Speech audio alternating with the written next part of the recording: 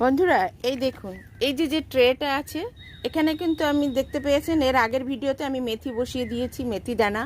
এখানে কিন্তু এবার আমি দেব পালংয়ের দানা। দানা বসালেই দেখবেন 20 দিনের মধ্যে কি 15 দিনের মধ্যে ওর থেকে ছোটো ছোটো চারা বেরিয়ে আসছে। যাই হোক বন্ধুরা, এই মাটি কিন্তু আমি সেমভাবে নিয়েছি। আমি 2 ভাগ মাটি, 1 ভাগ জৈব সার, ভার্মি কম্পোস্ট অথবা গোবর সার অথবা পাতা পচা, আপনারা যে যেটা নেবেন।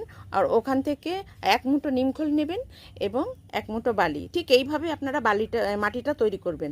আর এই মাটিতেই কিন্তু আমি এইবারে পালং দানা বসিয়ে দেবো।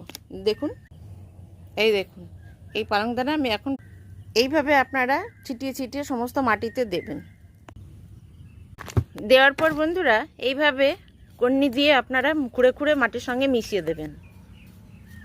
বন্ধুরা মাটির সঙ্গে দেওয়ার পর আপনারা জলটা এইভাবে ছিটিয়ে দেবেন, মাটিটা যেন স্যাঁতস্যাঁতে থাকে।